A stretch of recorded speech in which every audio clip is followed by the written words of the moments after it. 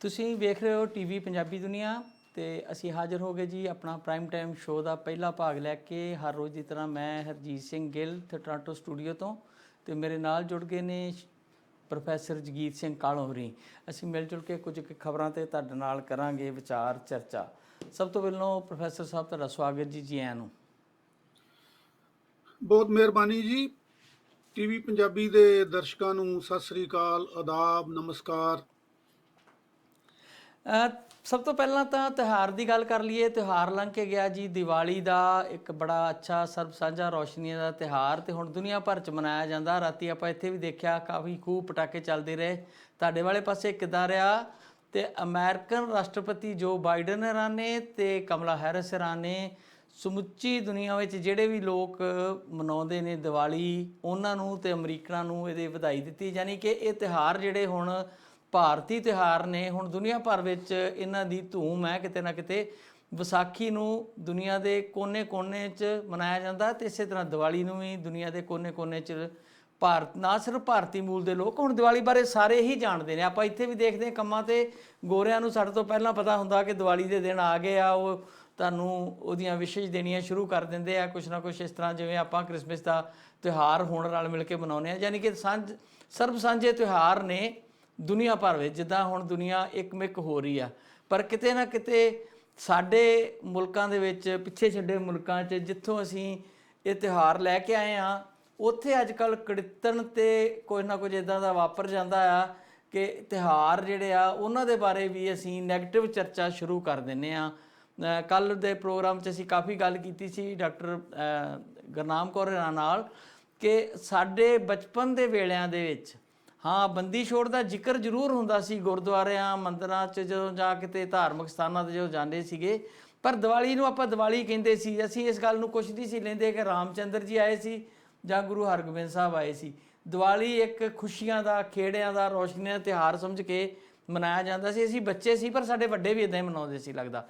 ਪਰ ਹੁਣ ਕਿਤੇ ਨਾ ਕਿਤੇ ਅਸੀਂ ਲੀਕਾਂ ਖਿੱਚ ਰਹੇ ਹਾਂ। ਮੈਨੂੰ ਇਸ ਗੱਲ ਦਾ ਬਹੁਤ ਰਹਿੰਦਾ, ਮੈਂ ਤਾਂ ਹੀ ਇੱਥੋਂ ਗੱਲ ਸ਼ੁਰੂ ਕਰਨੀ ਚਾਹੁੰਦਾ ਸੀ।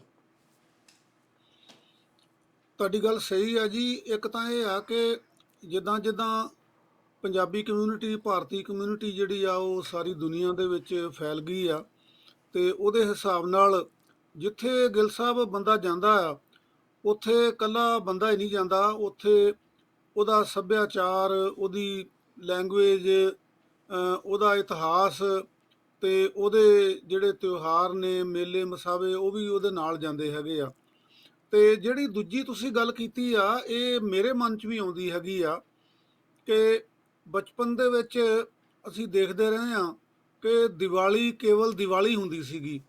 ਔਰ ਇਹ ਜ਼ਰੂਰ ਸੀਗਾ, ਦੱਸਿਆ ਵੀ ਜਾਂਦਾ ਸੀਗਾ, ਪਤਾ ਵੀ ਸੀਗਾ ਕਿ ਇੱਕ ਪਾਸੇ ਤਾਂ ਰਾਮਚੰਦਰ ਜੀ ਜਿਹੜੇ ਆ ਉਹ ਬਨਵਾਸ ਕੱਟ ਕੇ ਆਪਣੇ ਭਰਾ ਲਕਸ਼ਮਣ ਤੇ ਪਤਨੀ ਸੀਤਾ ਦੇ ਨਾਲ ਅਯੁੱਧਿਆ ਵਾਪਸ ਆਏ 14 ਸਾਲ ਬਾਅਦ। ਤਾਂ ਉਹਨਾਂ ਦੇ ਆਗਮਨ ਦੇ ਵਿੱਚ ਜਿਹੜੀ ਦੀਪਮਾਲਾ ਆ ਉਹ ਕੀਤੀ ਗਈ ਆ, ਦੀਵੇ ਜਗਾਏ ਗਏ। ਪਰੰਤੂ ਬਚਪਨ ਦੇ ਵਿੱਚ ਮੈਨੂੰ ਅਜੇ ਵੀ ਪਤਾ ਨਹੀਂ ਗਾ ਕਿ ਇਹ ਦੀਵਾਲੀ ਜਿਹੜੀ ਆ ਉਹ ਇੱਕ ਧਰਮ ਦੇ ਲੋਕਾਂ ਵੱਲੋਂ ਬੰਦੀ ਛੋੜ ਦੇ ਤੌਰ ਤੇ ਕਦੋਂ ਤੋਂ ਮਨਾਉਣੀ ਸ਼ੁਰੂ ਹੋਈ ਆ। ਇਹਦੇ ਬਾਰੇ ਕਿਸੇ ਜਾਣਕਾਰ ਤੋਂ ਪਤਾ ਕਰਨ ਦੀ ਜ਼ਰੂਰਤ ਹੈਗੀ ਆ। ਪਰ ਅੱਜ ਕੱਲ੍ਹ ਇਹਨੂੰ ਦੋ ਵੱਖਰੇ ਜਿਹੜੇ ਆ ਉਹ ਕਾਰਨ ਦੱਸੇ ਜਾਂਦੇ ਆ। ਇੱਕ ਬੰਦੀ ਛੋੜ ਦਿਵਸ ਦੇ ਤੌਰ ਤੇ ਇੱਕ ਫਿਰਕਾ ਮਨਾਉਂਦਾ ਹੈਗਾ, ਔਰ ਇੱਕ ਲੋਕ ਜਿਹੜੇ ਆ ਉਹ ਇਹਨੂੰ ਦੀਵਾਲੀ ਦੇ ਤੌਰ ਤੇ ਮਨਾਉਂਦੇ ਆ। ਜਦੋਂ ਕਿ ਇਹ ਦੀਵਾਲੀ ਜਿਹੜੀ ਆ ਇਹ ਸਾਂਝਾ ਤਿਉਹਾਰ ਇਸ ਸੈਂਸ ਦੇ ਵਿੱਚ ਵੀ ਸੀਗਾ ਕਿ ਦੋਨਾਂ ਸ਼ਖਸੀਅਤਾਂ ਦੇ ਵਾਪਸ ਆਉਣ ਦੇ ਉੱਤੇ, ਗੁਰੂ ਹਰਗੋਬਿੰਦ ਸਾਹਿਬ ਦੇ ਅੰਮ੍ਰਿਤਸਰ ਆਉਣ ਤੇ ਸ਼੍ਰੀ ਰਾਮਚੰਦਰ ਜੀ ਦੇ ਤੇ ਉਹਨਾਂ ਦੇ ਜਿਹੜੇ ਸਾਥੀ ਸੀਗੇ ਉਹਨਾਂ ਦੇ ਆਉਣ ਤੇ ਅਯੁੱਧਿਆ ਦੇ ਵਿੱਚ ਮਨਾਈ ਗਈ। ਹੁਣ ਇਹ ਕਦੋਂ ਤੋਂ ਨਖੇੜਾ ਜਿਹੜਾ ਉਹ ਕੀਤਾ ਗਿਆ ਇਹਦੇ ਬਾਰੇ ਅਜੇ ਪਤਾ ਨਹੀਂ ਹੈ, ਪਰ ਇਹ ਪੱਕਾ ਪਤਾ ਆ ਕਿ ਇਹ ਨਖੇੜਾ ਜ਼ਰੂਰ ਹੋ ਗਿਆ ਆ। ਤੇ ਹੁਣ ਤੁਸੀਂ ਦੇਖਿਆ ਹੋਣਾ ਕਿ ਕੱਲ੍ਹ ਜਿਹੜੇ ਪ੍ਰਾਈਮ ਮਿਨਿਸਟਰ ਨੇ ਸਾਡੇ ਕੈਨੇਡਾ ਦੇ, ਮਿਸਟਰ ਜਸਟਿਨ ਟਰੂਡੋ, ਉਹਨਾਂ ਨੇ ਵੀ ਜਿਹੜੀ ਵਧਾਈ ਦਿੱਤੀ ਆ ਉਹ ਦੀਵਾਲੀ ਤੇ ਬੰਦੀ ਛੋੜ ਦੀ ਦਿਵਸ ਦੀ ਵਧਾਈ ਦਿੱਤੀ ਆ। ਦੀਵਾਲੀ ਜਿਹੜੀ ਹੈ ਜੀ, ਇਹ ਸਾਡੇ ਜਿਹੜੇ ਤਿਉਹਾਰ ਨੇ ਇਹਨਾਂ ਦਾ ਕੇਵਲ ਇਤਿਹਾਸਕ ਜਿਹੜੇ ਘਟਨਾਵਾਂ ਆ ਉਹਨਾਂ ਨਾਲ ਹੀ ਸੰਬੰਧ ਨਹੀਂ ਹੈ, ਇਹ ਮੌਸਮੀ ਤਿਉਹਾਰ ਵੀ ਨੇ। ਜੀ ਬਿਲਕੁਲ। ਜਿਵੇਂ ਜਿਹੜਾ ਵਿਸਾਖੀ ਦਾ ਤਿਉਹਾਰ ਹੈਗਾ, ਇਹ ਵਿਸਾਖੀ ਦਾ ਦਿਵਸ ਜਿਹੜਾ ਉਹ ਪਹਿਲਾਂ ਹੀ ਵਿਸਾਖੀ ਜਿਹੜੀ ਆ ਮਨਾਈ ਜਾਂਦੀ ਸੀਗੀ, ਤੇ ਇਸੇ ਕਰਕੇ ਵਿਸਾਖੀ ਦਾ ਦਿਵਸ ਜਿਹੜਾ ਉਹ ਚੁਣਿਆ ਗਿਆ ਸੀਗਾ 1699 ਨੂੰ। ਇਸੇ ਤਰ੍ਹਾਂ ਜਿਹੜੀ ਦੀਵਾਲੀ ਆ, ਦੀਵਾਲੀ ਅਸਲ ਦੇ ਵਿੱਚ ਫਸਲ ਸਾਂਭਣ ਦਾ ਤਿਉਹਾਰ ਹੈ, ਜਿਹਦੇ ਵਿੱਚ ਘਰਾਂ ਦੀ ਸਫਾਈ ਜਿਹੜੀ ਆ ਉਹ ਦੋ ਕਾਰਨਾਂ ਕਰਕੇ ਕੀਤੀ ਜਾਂਦੀ ਸੀਗੀ।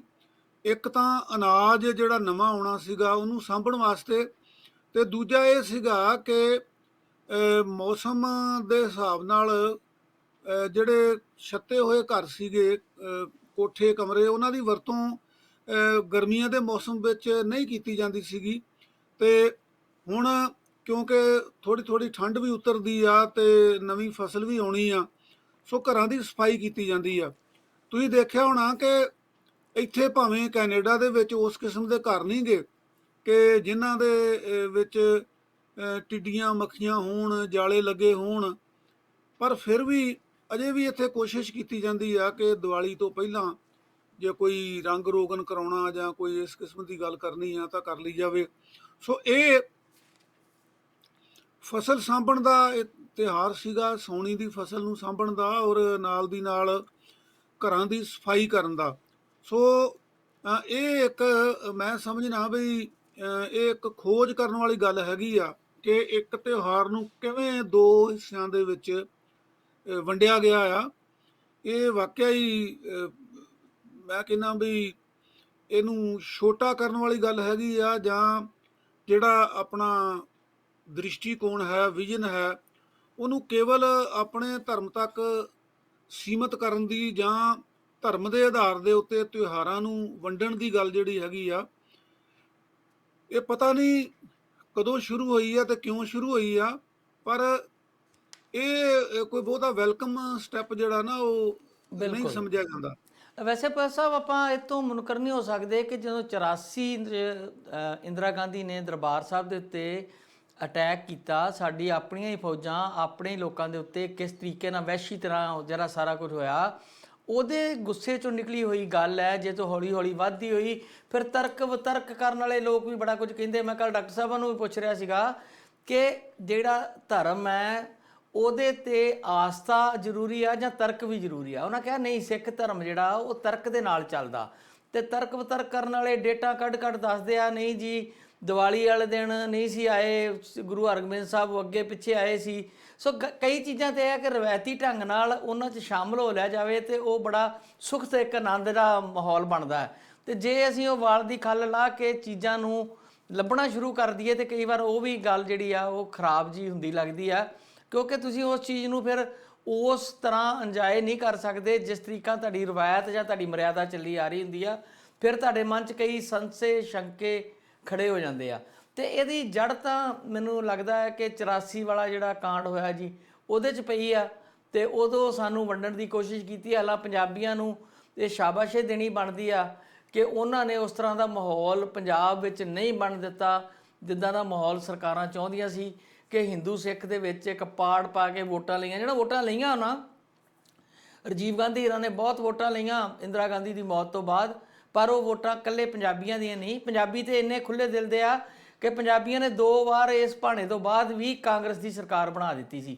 ਲੋਕ ਜਿਹੜੇ ਆ ਪੰਜਾਬੀ ਬੜੇ ਖੁੱਲ੍ਹੇ ਡੁੱਲੇ ਸੁਭਾਅ ਦੇ ਮਾਲਕ ਆ, ਉਹ ਦੁੱਖ ਵਿੱਚ ਵੀ ਸੁੱਖ ਲੱਭ ਲੈਂਦੇ ਆ। ਦੁੱਖ ਵੇਲੇ ਵੀ ਆਪਾਂ ਆਨੰਦ ਸਾਹਿਬ ਪੜ੍ਹਦੇ ਹਾਂ ਤੇ ਸੁੱਖ ਵੇਲੇ ਵੀ ਪੜ੍ਹਦੇ ਹਾਂ, ਸਾਨੂੰ ਸਿਖਾਇਆ ਇਹ ਗਿਆ। ਤੇ ਦੁੱਖ ਦੇ ਵਿੱਚੋਂ ਵੀ ਸੁੱਖ ਲੱਭਣ ਦੀ ਸਾਡੀ ਜਿਹੜੀ ਪ੍ਰਵਿਰਤੀ ਆ ਸਦੀਆਂ ਤੋਂ ਚੱਲੀ ਆ ਰਹੀ ਪੰਜਾਬੀਆਂ ਦੀ, ਬਿਨਾਂ ਇਸ ਭੇਦ ਤੋਂ ਕਿ ਇਕੱਲੇ ਸਿੱਖ ਜਾਂ ਹਿੰਦੂ, ਆਪਣਾ ਉਸ ਖਿੱਤੇ ਦੀ ਜਿਹੜੀ ਮਰਿਆਦਾ ਨੇ ਉਹ ਸਾਂਝੀਵਾਲਤਾ ਦੀਆਂ ਮਰਿਆਦਾ ਨੇ, ਸ਼ਾਇਦ ਉਹ ਕਿਤੇ ਨਾ ਕਿਤੇ ਉਲੰਘਣ ਦੀ ਕੋਸ਼ਿਸ਼ ਜਿਹੜੀ ਆ ਉਹ ਹੋ ਰਹੀ ਆ ਅਜੋਕੇ ਸਮੇਂ 'ਚ।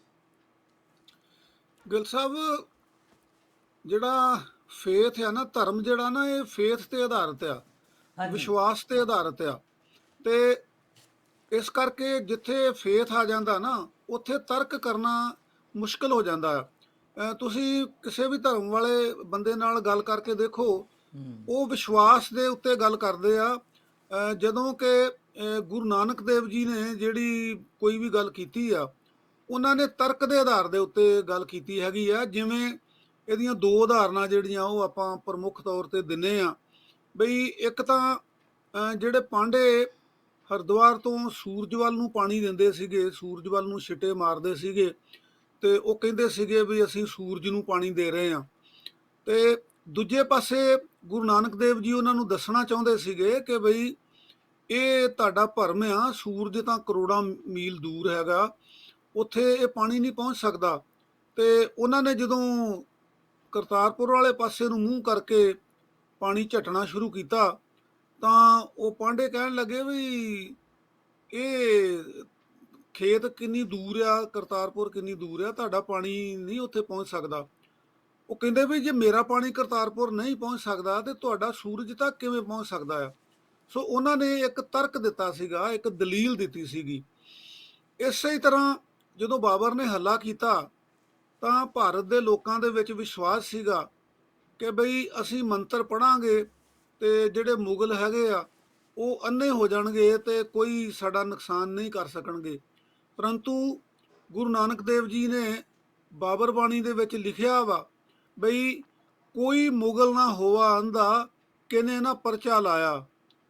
ਵੀ ਕੋਈ ਵੀ ਮੁਗਲ ਜਿਹੜਾ ਉਹ ਅੰਨਾ ਨਹੀਂ ਹੋਇਆ, ਤੇ ਉਹਦੇ ਉੱਤੇ ਪਰਚਾ ਦਾ ਮਤਲਬ ਹੈ ਕਰਾਮਾਤ, ਉਹਨਾਂ ਦੇ ਉੱਤੇ ਕਿਸੇ ਵੀ ਕਰਾਮਾਤ ਦਾ ਅਸਰ ਨਹੀਂ ਹੋਇਆ।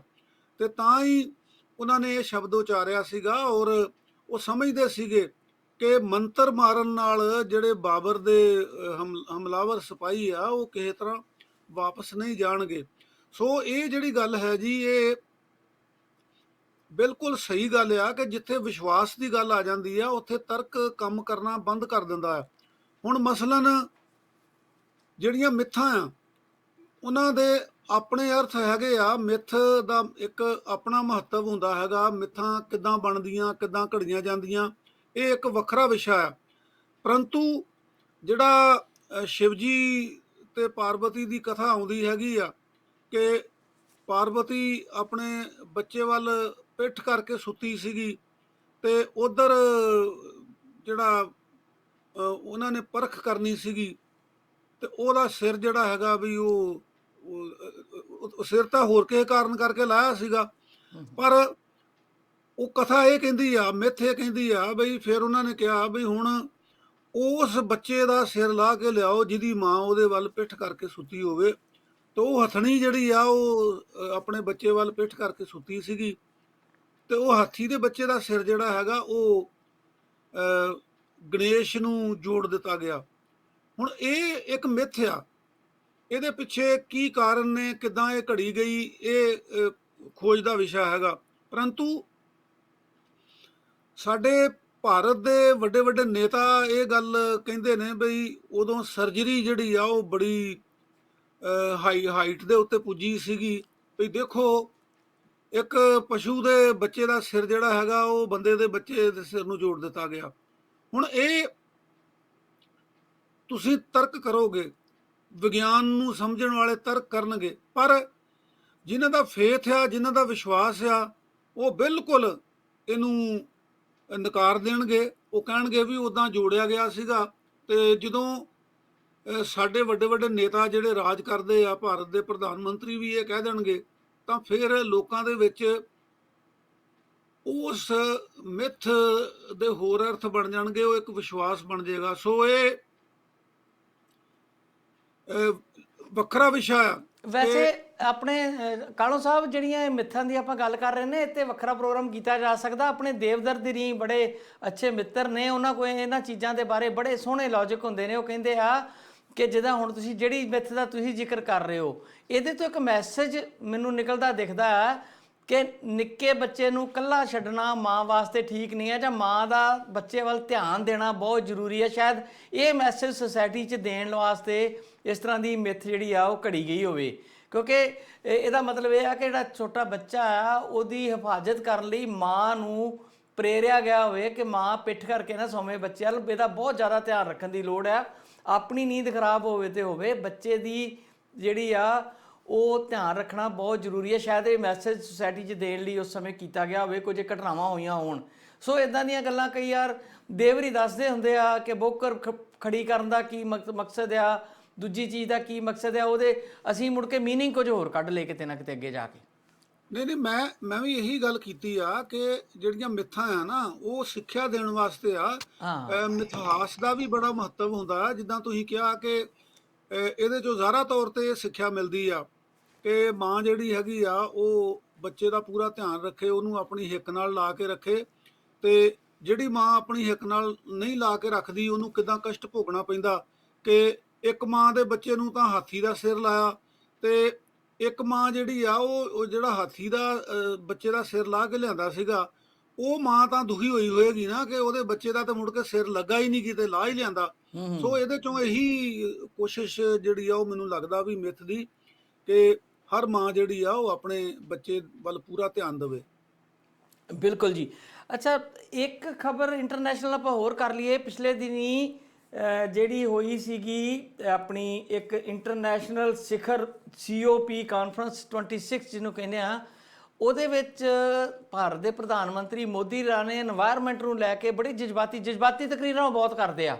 ਉਹ ਤਕਰੀਰ ਕਰਦੇ ਜਿੱਦਾਂ ਅਥਰੂ ਸੁੱਟ ਲੈਂਦੇ ਆ, ਜਿਸ ਤਰੀਕੇ ਨਾਲ ਉਹ ਗਲਾ ਭਰ ਲੈਂਦੇ ਆ, ਤੇ ਕਈ ਵਾਰ ਉਹਨਾਂ ਦੇ ਉਹ ਸ਼ੈਲੀ ਤੋਂ ਬੜੇ ਇੰਪ੍ਰੈਸ ਹੋਈਦਾ, ਉਹਨਾਂ ਦੇ ਮਨ 'ਚ ਕੀ ਚੱਲਦਾ ਉਹ ਲੱਭਣਾ ਬਹੁਤ ਔਖਾ। ਉਹ ਤੇ ਆਪਾਂ ਜਿਹੜੇ ਭਾਰਤੀ ਮੂਲ ਦੇ ਲੋਕ ਆ ਸਾਨੂੰ ਐਕਸਪੀਰੀਅੰਸ ਹੋ ਗਿਆ ਕਿ ਜਿਵੇਂ ਅਸੀਂ ਕਹਿੰਦੇ ਹੁੰਦੇ ਆ, ਉਹ ਕਈ ਸ਼ਬਦਾਵਲੀਆਂ ਚੱਲੀਆਂ ਆ ਰਹੀਆਂ ਨੇ, ਹਾਥੀ ਕੇ ਦਾੰਤ ਦਿਖਾਣੇ ਕੇ ਔਰ ਖਾਣੇ ਕੇ ਔਰ ਇੱਕ ਹੁੰਦੇ ਕਹਿੰਦੇ ਹੁੰਦੇ ਆ ਆਪਾਂ ਕਿ ਮਗਰਮੱਛ ਦੇ ਅਥਰੂ ਆ।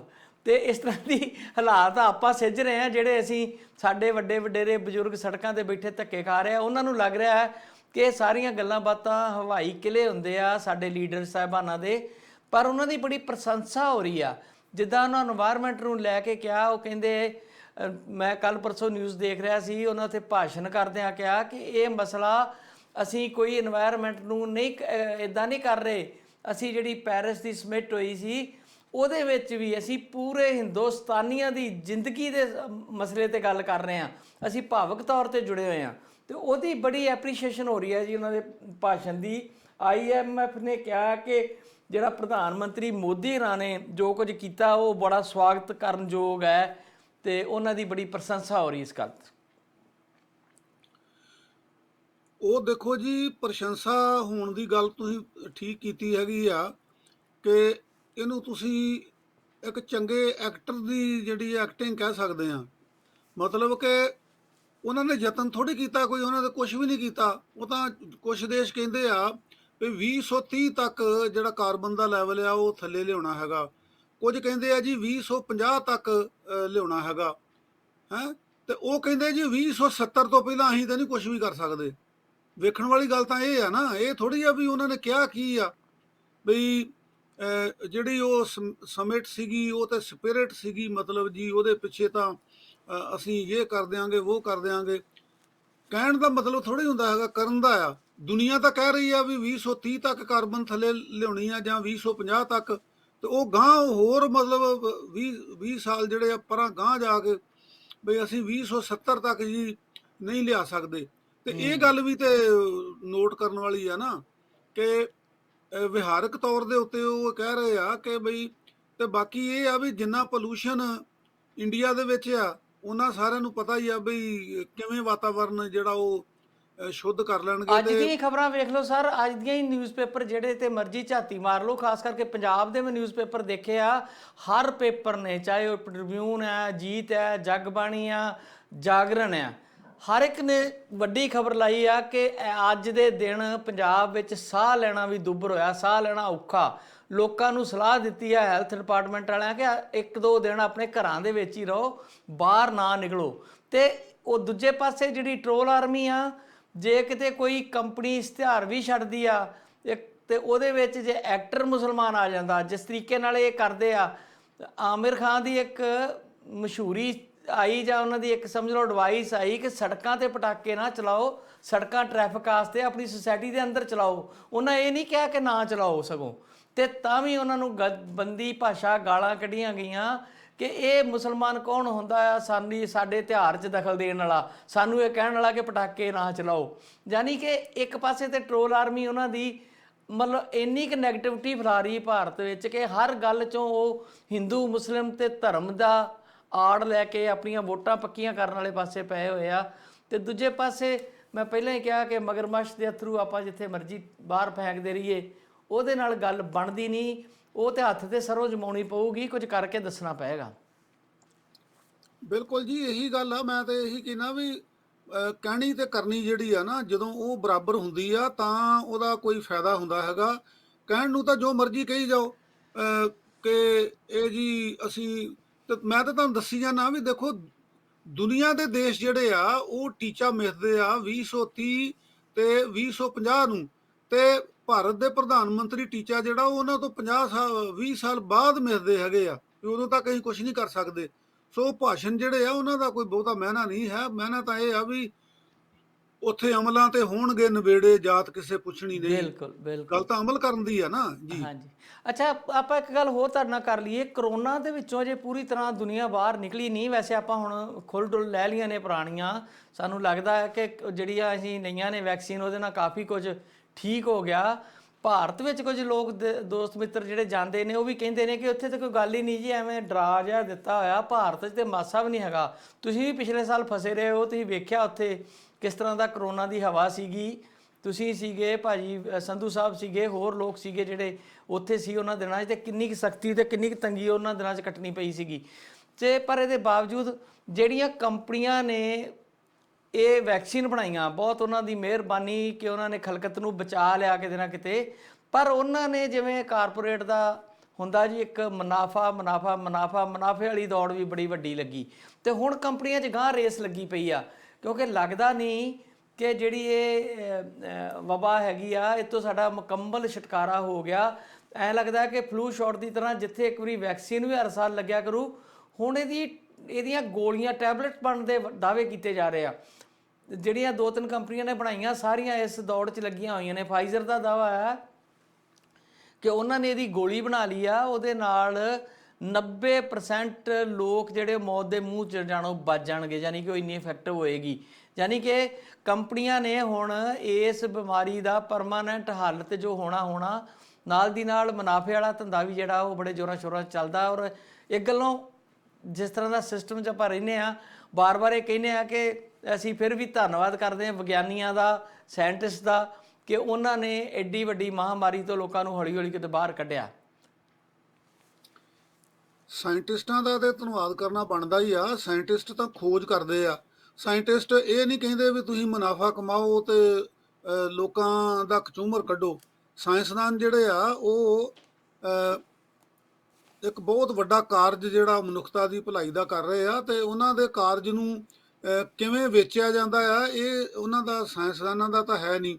ਪਰ ਜਿਹੜੀ ਇਹ ਸਥਿਤੀ ਆ ਜੀ, ਕਿਉਂਕਿ ਜਿਹੜੇ ਮੁਨਾਫਾ ਕਮਾਉਣ ਵਾਲੇ ਆ, ਜਿਹੜਾ ਕਾਰਪੋਰੇਟ ਜਗਤ ਆ, ਉਹਦਾ ਤਾਂ ਹਰ ਥਾਂ ਇਹੀ ਕੰਮ ਹੈਗਾ ਕਿ ਵੀ ਉਹਨੇ ਮੁਨਾਫਾ ਕਮਾਉਣਾ, ਲੋਕ ਭਾਵੇਂ ਮਰਨ ਭਾਵੇਂ ਜੀਣ। ਸੋ ਇਹ ਇੱਕ ਡਰ ਦਾ ਕਿਉਂਕਿ ਮਾਹੌਲ ਬਣਿਆ ਹੈਗਾ। ਇਹਦੇ ਵਿੱਚ ਉਹ ਜਾਂ ਤਾਂ ਗੋਲੀਆਂ ਜਿਹੜੀਆਂ ਉਹ ਜਿੰਨੀ ਉਹਨਾਂ ਦੀ ਕੀਮਤ ਆਉਂਦੀ, ਖਰਚਾ ਆਉਂਦਾ, ਉਹਦੇ ਹਿਸਾਬ ਨਾਲ ਨੋ ਪ੍ਰੋਫਿਟ ਨੋ ਲਾਸ ਦੇ ਹਿਸਾਬ ਨਾਲ ਕਰਨ ਤਾਂ ਫਿਰ ਤਾਂ ਠੀਕ ਆ। ਤੇ ਜੇ ਮਹਿੰਗੀਆਂ ਵੇਚਣੀਆਂ ਆ, ਤੁਹਾਨੂੰ ਇਹ ਵੀ ਪਤਾ ਵੀ ਜਿਹੜੀ ਵੈਕਸੀਨ ਬਣੀ ਸੀ ਉਹਦੇ ਭਾਰਤ ਦੇ ਵਿੱਚ 3-4 ਰੇਟ ਰੱਖੇ ਗਏ ਸੀਗੇ। ਤੁਹਾਨੂੰ ਯਾਦ ਹੋਣਾ ਇਸ ਗੱਲ ਹਾਂਜੀ ਦਾ ਬਿਲਕੁਲ ਜੀ। ਹਾਂ, ਕਿ ਕੇਂਦਰ ਲਈ ਇੰਨੇ ਦੀ ਹੋਏਗੀ ਜੀ, ਜਿਹੜੇ ਪ੍ਰਾਈਵੇਟ ਹਸਪਤਾਲ ਆ ਉਹਨਾਂ ਲਈ ਇੰਨੇ ਦੀ ਹੋਏਗੀ, ਤੇ ਰਾਜਾਂ ਲਈ ਇੰਨੇ ਦੀ ਹੋਏਗੀ। ਸੋ ਇਹ ਵਿਗਿਆਨੀ ਥੋੜਾ ਕਹਿੰਦੇ ਆ ਵੀ ਤੁਸੀਂ ਸਾਡੀ ਜਿਹੜੀ ਬਣਾਈ ਹੋਈ ਦਵਾਈ ਹੈਗੀ ਆ ਉਹਦੇ ਨਾਲ ਇਸ ਕਿਸਮ ਦੀ ਡਿਸਕ੍ਰਿਮੀਨੇਸ਼ਨ ਲੋਕਾਂ ਦੇ ਵਿੱਚ ਕਰੋ, ਜਾਂ ਤੁਸੀਂ ਉਹਨਾਂ ਦੀ ਲੁੱਟ ਖਸੁੱਟ ਕਰੋ। ਸੋ ਇਹ ਉਹਨਾਂ ਦੀ ਜਿਹੜੀ ਨਿਗਾਹ ਹੈਗੀ ਆ। ਔਰ ਭਾਰਤ ਦੇ ਵਿੱਚ ਤਾਂ ਚਲੋ ਵਹਿਮਾਂ ਭਰਮਾਂ ਵਾਲੇ ਪਾਸੇ ਅਸੀਂ ਨਹੀਂ ਜਾਂਦੇ, ਤੇ ਉੱਥੇ ਤਾਂ ਤਾਲੀ ਤੇ ਥਾਲੀ ਵਜਾਉਣ ਨਾਲ ਹੀ ਕਰੋਨਾ ਹਟਾਉਣ ਦੀ ਗੱਲ ਵੀ ਜਿਹੜੀ ਆ ਉਹ ਆ ਗਈ ਸੀਗੀ। ਔਰ ਕਈਆਂ ਥਾਵਾਂ ਦੇ ਉੱਤੇ ਕਰੋਨਾ ਮਾਈ ਜਿਹੜੀ ਆ ਉਹਦੀ ਪੂਜਾ ਵੀ ਹੋਈ ਸੀਗੀ। ਸੋ ਉਸ ਗੱਲ ਨੂੰ ਜੇ ਲਾਂਭੇ ਰੱਖ ਦਈਏ ਤਾਂ ਇਹ ਇੱਕ ਬਹੁਤ ਵੱਡਾ ਫੈਕਟਰ ਆ ਜਿਹੜਾ ਜਿਹੜੀ ਦਵਾਈਆਂ ਦਾ ਜਗਤ ਹੈਗਾ ਨਾ, ਇਹਦੇ ਵਿੱਚ ਕਰੋਨਾ ਨੂੰ ਜੇ ਛੱਡ ਵੀ ਦਿਓ, ਅਦਰਵਾਈਜ਼ ਵੀ ਜਿਹੜੀਆਂ ਦੂਜੀਆਂ ਬਿਮਾਰੀਆਂ ਵੀ ਆ ਉਹਨਾਂ ਵਾਸਤੇ ਵੀ, ਜਿੱਦਾਂ ਮਸਲਨ ਜਿਹੜੀ ਸ਼ੂਗਰ ਆ, ਕਦੀ ਤਾਂ ਕਹਿੰਦੇ ਆ ਵੀ ਇਹ 4 ਤੱਕ ਜਿਹੜੀ ਆ ਇਹ ਨਾਰਮਲ ਹੈਗੀ ਆ। ਪਹਿਲਾਂ ਕਹਿੰਦੇ ਸੀਗੇ ਜੀ ਇਹ 6-7 ਤੱਕ ਨਾਰਮਲ ਹੈਗੀ ਆ। ਸੋ ਹੁਣ ਤੁਸੀਂ ਹੋਰ ਦਵਾਈ ਖਾਓ ਤੇ ਉਹਨੂੰ 6-7 ਤੋਂ 4 ਤੇ ਲਿਆਓ।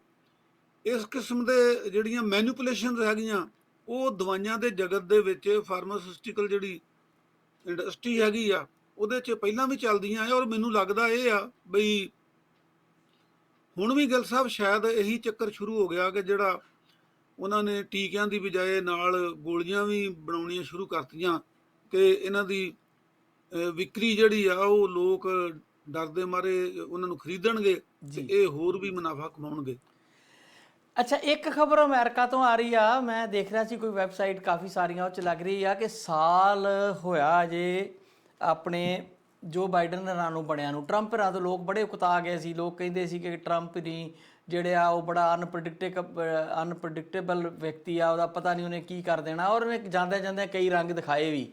ਪਰ ਜੋ ਬਾਈਡਨ ਦੇ ਰਾਂ ਨੇ ਅਮਰੀਕਾ ਨੂੰ ਉਸ ਤਰੀਕੇ ਨਾਲ ਸੰਭਾਲਿਆ ਨਹੀਂ, ਤੇ 1 ਸਾਲ ਦੇ ਵਿੱਚ ਹੀ ਉਹਨਾਂ ਦੀ ਜਿਹੜੀ ਲੋਕਪ੍ਰਿਯਤਾ ਉਹ ਬੜੀ ਡਾਊਨ ਗਈ ਆ। ਨਵੰਬਰ ਦੇ ਸ਼ੁਰੂ ਦੇ ਦਿਨਾਂ ਤੱਕ ਆ ਜਿਹੜੇ ਹੁਣ ਚੱਲ ਰਹੇ ਆ ਉਹਨਾਂ ਦੀ 51% ਹੀ ਰਹਿ ਗਈ ਆ, ਕਾਫੀ ਘਟ ਗਈ। ਯਾਨੀ ਕਿ ਲੋਕ ਉਹਨਾਂ ਨੂੰ ਉੱਦਾਂ ਪਸੰਦ ਨਹੀਂ ਕਰਦੇ ਜਿੱਦਾਂ ਦਾ ਉਹ ਰਾਸ਼ਟਰਪਤੀ ਅਮਰੀਕਾ 'ਚ ਦੇਖਣਾ ਚਾਹੁੰਦੇ ਆ।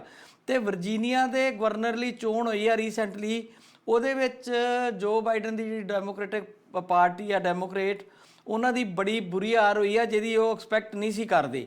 ਇਸ ਤੋਂ ਇਲਾਵਾ ਨਿਊ ਜਰਸੀ 'ਚ ਵੀ ਜਿਹੜਾ ਗਵਰਨਰ ਫਿਲ ਮਰਫੀ ਆ, ਉਹਨਾਂ ਨੂੰ ਉਨੇ ਵੋਟ ਨਹੀਂ ਮਿਲੇ ਜਿੰਨੇ ਉਹ ਐਕਸਪੈਕਟ ਕਰਦੇ ਸੀਗੇ। ਤੇ ਲੋਕ ਜਿਹੜੇ ਆ ਉਹ ਇਹਨੂੰ ਖਤਰੇ ਦੀ ਘੰਟੀ ਸਮਝ ਰਹੇ ਆ ਡੈਮੋਕ੍ਰੇਟਸ ਵਾਸਤੇ ਕਿ ਜੇ ਜੋ ਬਾਈਡਨ ਜਿਹੜੀ ਆਪਣੀ ਟਰਮ ਪੂਰੀ ਕਰ ਜਾਂਦੇ ਆ, ਤੇ ਕਿਉਂ ਕਰਨਗੇ ਹੀ, ਖੈਰ 4 ਸਾਲ ਦੀ ਟਰਮ ਹੁੰਦੀ ਆ, ਰੱਬ ਸੁੱਖ ਰੱਖੇ। ਉੱਦਾਂ ਕਈ ਲੋਕਾਂ ਨੂੰ ਇਹੋ ਜਿਹਾ ਵੀ ਆ ਕਿ ਉਹ ਬਜ਼ੁਰਗ ਨੇ ਕਾਫੀ, ਬਾਦਲ ਸਾਹਿਬ ਵਾਂਗੂ, ਪਰ ਬਜ਼ੁਰਗ ਖੜੇ ਹੋ ਜਾਂਦੇ ਹੁੰਦੇ ਜਦੋਂ ਪਾਵਰ ਹੱਥ 'ਚ ਹੋਵੇ। ਤੇ ਉਹ ਕਹਿੰਦੇ ਆ ਕਿ ਟਰੰਪ ਦੀ ਸਿਆਸਤ ਜਿਹੜੀ ਕਿਤੇ ਨਾ ਕਿਤੇ ਰੰਗ ਫਿਰ ਦਿਖਾ ਰਹੀ ਆ ਅਮਰੀਕਾ 'ਚ, ਉਹ ਕਾਫੀ ਸਰਗਰਮ ਨੇ ਤੇ ਵਾਪਸ ਵਾਈਟ ਹਾਊਸ ਆਉਣ ਲਈ ਉਹ ਪੂਰੀ ਆਪਣਾ ਜਿਹੜਾ ਫਿਰ ਸਰਗਰਮ ਹੋ ਗਿਆ। ਪੋਸੀਬਲ ਹੈ ਕਿ ਅਗਲੀ ਵਾਰ ਰਿਪਬਲਿਕਨ ਦੇ ਕੈਂਡੀਡੇਟ ਬਣ ਕੇ ਉਹ ਫਿਰ ਵਾਈਟ ਹਾਊਸ ਵੱਲ ਨੂੰ ਜਿਹੜਾ ਵਾ ਆਪਣਾ ਰਾਹ ਲੱਭ ਲੈਣ। ਇਸ ਗੱਲ ਦੀਆਂ ਚਿੰਤਾਵਾਂ ਜਿਹੜੀਆਂ ਕਿਤੇ ਨਾ ਕਿਤੇ ਜਿਹੜੇ ਲੋਕ ਸੋਚਦੇ, ਲਿਬਰਲ ਟਾਈਪ ਲੋਕ ਨੇ, ਡੈਮੋਕ੍ਰੇਟ ਲੋਕ ਨੇ, ਉਹ ਸੋਚਦੇ ਨੇ ਕਿ ਜੋ ਬਾਈਡਨ ਨੇ ਰੀ ਲੋਕਾਂ ਦੀਆਂ ਉਮੀਦਾਂ ਤੇ ਖਰੇ ਨਹੀਂ ਉਤਰ ਰਹੇ। ਦੇਖੋ ਬਾਕੀ ਗੱਲਾਂ ਤੁਸੀਂ ਛੱਡ ਦਿਓ, ਜੇ ਸਿਰਫ ਤੁਸੀਂ ਅਫਗਾਨਿਸਤਾਨ ਦੀ ਹੈਂਡਲਿੰਗ ਵਾਲੀ ਗੱਲ ਹੀ ਦੇਖੋ ਤਾਂ ਉਹਦੇ ਵਿੱਚ ਵੀ ਜੋ ਬਾਈਡਨ ਹੋਰਾਂ ਨੇ ਬੜੀ ਬੁਰੀ ਤਰ੍ਹਾਂ ਮਾਰ ਖਾਧੀ ਆ। ਉਹ ਕੋਈ ਅਸੈਸ ਹੀ ਨਹੀਂ ਕਰ ਸਕੇ, ਕੋਈ ਉਹਦਾ ਅੰਦਾਜ਼ਾ ਹੀ ਨਹੀਂ ਲਾ ਸਕੇ। ਔਰ ਜਿੱਦਾਂ ਉੱਥੋਂ ਭੱਜੇ ਆ ਛੱਡ ਛਡਾ ਕੇ ਆਪਣਾ ਸਾਜੋ ਸਮਾਨ ਤੇ ਹੋਰ ਸਾਰਾ ਕੁਛ, ਤੇ ਕਿਸੇ ਨਾਲ ਕੋਈ ਲੈਣ ਦੇਣ ਵੀ ਨਹੀਂ ਹੋ ਸਕਿਆ, ਕੋਈ ਸੰਧੀ ਵੀ ਨਹੀਂ ਹੋ ਸਕੀ। ਤੇ ਇਹਦੇ ਨਾਲ ਮੇਰਾ ਖਿਆਲ ਆ ਵੀ ਜੇ ਦੁਨੀਆ ਭਰ ਦੇ ਵਿੱਚ ਅਮਰੀਕਨ ਪ੍ਰਸ਼ਾਸਨ ਦੀ ਕਹਿ ਲਓ ਕਿ ਜੋ ਬਾਈਡਨ ਦੀ ਅਗਵਾਈ ਹੇਠ ਜਿਹੜਾ ਪ੍ਰਸ਼ਾਸਨ ਚੱਲਦਾ, ਜੇ ਦੁਨੀਆ ਭਰ 'ਚ ਉਹਦੀ ਬਦਨਾਮੀ ਹੋਈ ਆ ਤੇ ਅਮਰੀਕਾ ਦੇ ਵਿੱਚ ਵੀ ਤਾਂ ਬਦਨਾਮੀ ਹੋਈ ਹੋਏਗੀ। ਔਰ ਇਹ ਡੈਫੀਨੇਟ ਆ ਕਿ ਉੱਥੋਂ ਦੇ ਲੋਕ ਜਿਹੜੇ ਆ ਉਹ ਨਹੀਂ ਇਸ ਗੱਲ ਨੂੰ ਪਸੰਦ ਕਰਨਗੇ। ਤੇ ਦੂਜੇ ਬੰਨੇ ਇਹ ਆ ਵੀ ਜਿਹੜੀ 2 ਪਾਰਟੀ ਪ੍ਰਣਾਲੀ ਦਾ ਬਹੁਤ ਪ੍ਰਚਾਰ ਕੀਤਾ ਜਾਂਦਾ, ਭਾਰਤ 'ਚ ਵੀ ਕਿਹਾ ਜਾਂਦਾ ਵੀ ਇਹੋ ਹੀ ਲਾਗੂ ਹੋਣੀ ਚਾਹੀਦੀ ਆ। ਤੇ ਇਹਦਾ ਮਤਲਬ ਤਾਂ ਫਿਰ ਇਹੀ ਆ ਕਿ ਜੇ ਟਰੰਪ ਹੋਰੀ ਮਾੜੇ ਪ੍ਰਬੰਧਕ ਸੀਗੇ ਤੇ ਜੋ ਬਾਈਡਨ ਆ ਗਏ ਉਹਦੇ ਨਾਲੋਂ, ਟਰੰਪ ਨਾਲੋਂ ਇਹ ਚੰਗੇ ਆ। ਤੇ ਹੁਣ ਜੋ ਬਾਈਡਨ ਦਾ ਜਦੋਂ ਗ੍ਰਾਫ ਥੱਲੇ ਗਿਆ ਤਾਂ ਫਿਰ ਉਹ ਟਰੰਪ ਨੂੰ ਕਹਿਣ ਲੱਗ ਪਿਆ ਵੀ ਉਹ ਵਧੀਆ ਆ।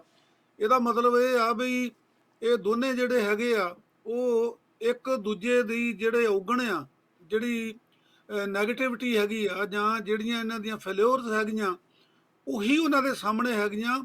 ਕੋਈ ਲੋਕਾਂ ਦੇ ਭਲੇ ਦੀ, ਮਨੁੱਖਤਾ ਦੇ ਭਲੇ ਦੀ, ਤੇ ਸਾਰੇ ਜਿਹੜਾ ਸਾਡਾ ਭਾਈਚਾਰਾ ਦੁਨੀਆ ਦਾ, ਦੇਸ਼ਾਂ ਦਾ, ਉਹਨਾਂ ਦੇ ਭਲੇ ਦੀ ਤਾਂ ਗੱਲ ਫਿਰ ਇਹਦਾ ਮਤਲਬ ਕੋਈ ਵੀ ਨਹੀਂ ਕਰ ਸਕਦਾ।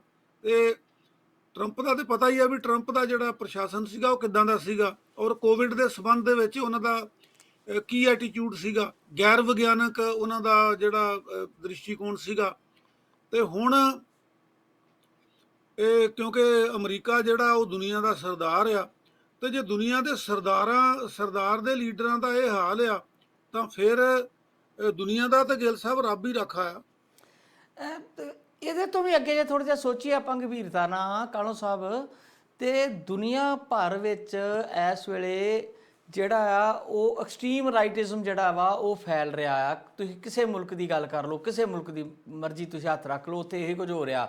ਇੱਥੋਂ ਤੱਕ ਕਿ ਜਿਹੜੇ ਕਦੀ ਲੈਫਟਿਸਟ ਮੂਵਮੈਂਟ ਨਾਲ ਜੁੜੇ ਕੰਟਰੀ, ਉਹਨਾਂ ਵਿੱਚ ਵੀ ਨੈਸ਼ਨਲਿਜ਼ਮ ਤੇ ਰਾਈਟ ਐਕਸਟ੍ਰੀਮਿਸਟ ਜਿਹੜੇ ਲੋਕ ਨੇ ਉਹ ਅੱਗੇ ਆ ਰਹੇ ਆ।